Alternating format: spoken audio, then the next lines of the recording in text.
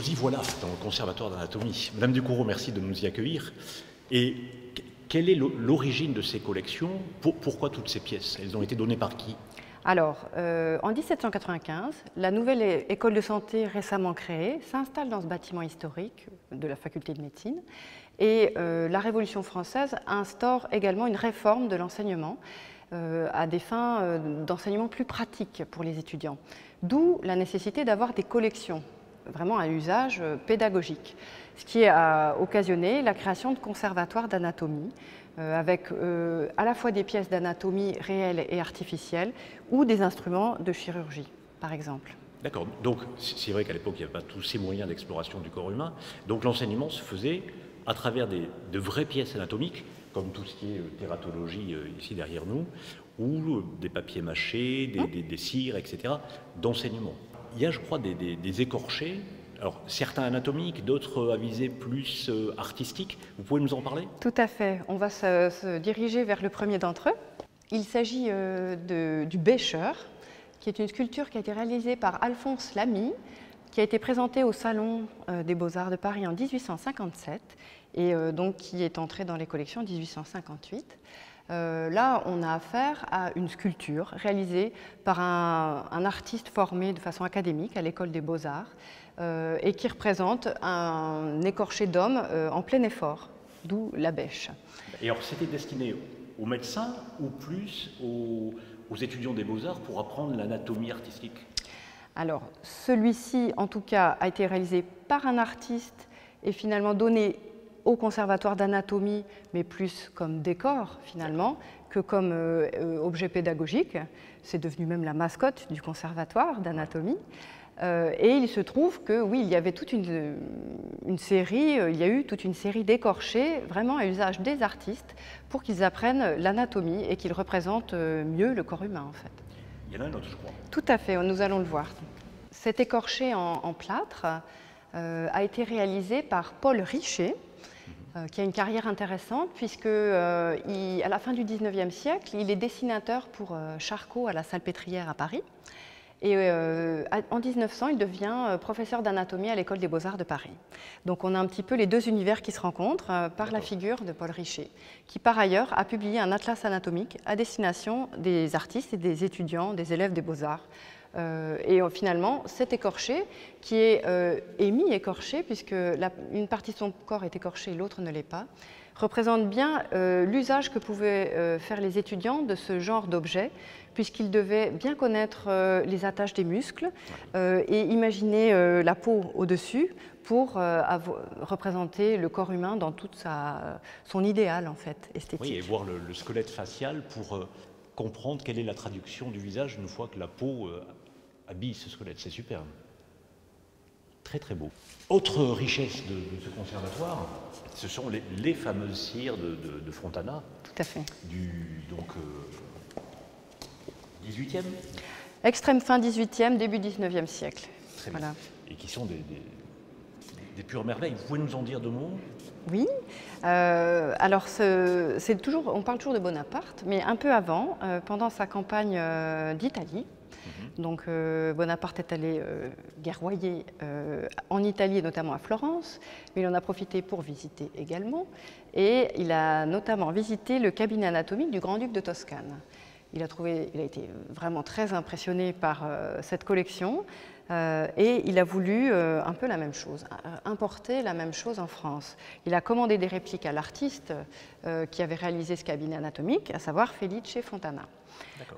Donc il y a ici 40 répliques du musée de la Specola qui est toujours visible actuellement. Et ce musée anatomique, il n'appartenait pas à un médecin, il appartenait ni à une école de médecine, il appartenait à un particulier. Oui, le grand-duc de Toscane. Et qui aimait l'anatomie, qui le vivait comme élément purement artistique alors. Disons que c'est vraiment à rattacher à l'esprit des Lumières du XVIIIe siècle, où il y avait, au-delà des cabinets de curiosité, des collections scientifiques développées par des personnes privées d'un certain rang, ici le grand-duc de Toscane, qui, par goût, et par curiosité envers la nature, mais la curiosité au sens noble, développait des collections de cet ordre, celle-ci étant vraiment très, très fameuse. Et ce Fontana était artiste pur ou il avait une connotation médicale? Oui, il avait une grande connaissance de l'anatomie. C'est une figure toujours à rattacher à l'époque des Lumières, où il y avait une espèce de caractère transversal de la connaissance. Il n'y avait pas encore de spécialisation, et quelqu'un qui pouvait être sculpteur-artiste pouvait être aussi très connaisseur en sciences, en anatomie, ce qui pouvait être le cas de Fontana. Et ce qu'on peut regarder plus précisément sur ces sculptures, c'est la façon dont l'anatomie est idéalisée, esthétisée. Il y a vraiment un traitement extrêmement raffiné ici de ces visages, où on voit la cire teintée dans la masse pour représenter les carnations, avec les lèvres qui sont finement ciselées. On a ici affaire à un canon de beauté, même si on a vraiment juxtaposé une description anatomique très... qui est un peu violente. Voilà. Mais on peut regarder les réaux de couleurs, enfin tout cela est fait de façon extrêmement sophistiquée, mais à la fois idéalisé. Oui, quand l'art se mêle à l'anatomie, c'est beau, hein. C'est superbe. Alors à côté de ça, on pourrait y rester des heures, mais à côté de ça, il y a aussi des papiers mâchés. Oui. Et une très belle collection, je crois, de Ouzot. Alors, le Conservatoire d'anatomie conserve une centaine de pièces du docteur Louis Auzou, qui donc a développé au XIXe siècle tout un catalogue de modèles anatomiques en papier mâché. Alors pourquoi le papier mâché, me direz-vous?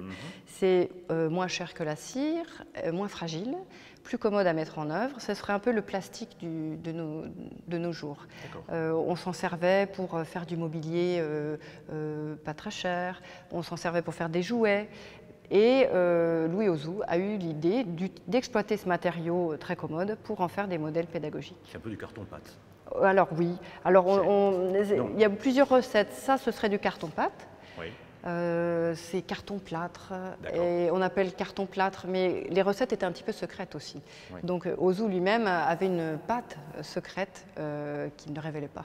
Mais qui fait que les pièces durent toujours. Oui, et ce qui est intéressant aussi, c'est que Louis Auzou, dans un esprit là pour le coup très 19e siècle, a développé une petite entreprise au sein de son village d'origine, où hommes, femmes et enfants étaient employés, les uns pour le modelage, les autres pour les finitions. Tout le village participait à ce développement. Louis Auzou a eu un grand succès scientifique. Il a présenté ses créations à l'Académie pour avoir une validation scientifique, et également un grand succès commercial. Il a présenté son catalogue aux expositions universelles. Il a vendu en France, en Europe, dans le monde entier, ses productions, à la fois d'anatomie humaine normale et d'anatomie comparée. Il y a très peu de pathologies. Dans son catalogue, il y avait également de la botanique, mais on en a assez peu dans les collections. Je crois qu'ici, vous avez un superbe chimpanzé de lui. C'est un gorille. Un gorille. Oui, un gorille. Tout à fait. On va aller le voir. On va aller le voir, on y va tout de suite. Donc nous voilà dans la salle Delmas Orfila Rouvière et face au gorille. Tout à fait. Donc, ce gorille a été réalisé par Louis Auzou. Il est en papier mâché et comme vous pouvez le constater, il est constitué de dizaines et de dizaines de pièces comme un puzzle en 3 dimensions. C'est là qu'on se rend compte de l'ingéniosité de Louis Auzou et du caractère éminemment pédagogique des pièces qu'il pouvait fabriquer. Alors ce genre de pièces, par sa taille et sa complexité, était beaucoup plus rare que d'autres pièces plus petites qui étaient dans son catalogue, évidemment. D'accord, belle pièce. Plein d'écorchés, et là on va passer directement derrière. Oui, on va changer de registre et on va aller dans un musée de fêtes foraines. Il s'agit du musée du docteur Spitzner, qui a été présenté à Paris, puis dans d'autres villes d'Europe, pendant la deuxième moitié du XIXe siècle et la première moitié du XXe siècle. Il y en a eu plusieurs de ce genre de musée. C'était une attraction assez prisée au XIXe siècle, même si le goût a évolué et où il y en a eu de moins en moins au XXe siècle en fait. Celui-ci a été vraiment très long dans sa durée et très remarquable. Alors ce musée a fini son existence à Bruxelles, à la Foire du Midi, où il était présenté régulièrement et où il a été vu par des générations de Bruxellois, et notamment un Bruxellois un peu plus connu que d'autres. Il s'agit du peintre Paul Delvaux, qui fait partie du courant surréaliste et qui a été très inspiré par cette collection anatomique, comme on peut le voir sur une œuvre qui est présentée là-bas. Vous pouvez voir ici la Vénus au repos. C'est une sculpture qui n'a rien d'anatomique, on n'y apprend rien du tout. Il s'agit juste d'une jolie jeune femme alanguie sur son rocher et sa sensualité était exacerbée par un mécanisme caché dans la roche qui la faisait respirer artificiellement. C'était donc une attraction qui était présentée devant le musée et non pas dans la baraque foraine, pour attirer bien sûr le public. Paul Delvaux, la peinte, l'a représenté dans plusieurs tableaux. Il a également représenté le musée dans des dessins et des tableaux. Dans ses mémoires, il raconte vraiment que cette collection a transformé sa vision de la peinture et sa peinture s'en est vivement ressentie. Mais d'autres pièces sont intéressantes dans ce courant surréaliste. Oui. Pour le peintre Paul Delvaux, nous avons des traces de ses interviews, des représentations figurées qui sont une preuve avérée de cette influence, mais d'autres œuvres peuvent nous suggérer cette influence des collections anatomiques sur la création plastique du mouvement surréaliste ou plus généralement des œuvres du XXe siècle. Ici, vous avez une sculpture sur la cataracte et nous pouvons évoquer, en tout cas imaginer l'influence que ça a pu avoir peut-être sur Louis Buñuel dans son film L'Âge d'or, où il y a une scène qui représente voilà, ce genre de figure. D'accord. Et dans ces pièces-là, il y a des mains volantes ici sur une césarienne. Cette pièce fait partie des pièces les plus spectaculaires de cette collection. Il s'agit donc d'une césarienne et comme vous pouvez le constater, l'usage de la cire comme matériau permet un traitement hyper réaliste de la sculpture. C'est plus vrai que nature.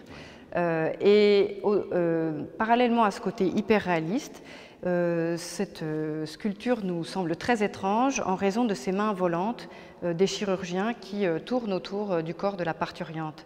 C'est cette inquiétante étrangeté qui peut nous faire penser que ce genre d'objet a pu inspirer des peintres ou des artistes surréalistes. Et pour conclure, là, un tableau.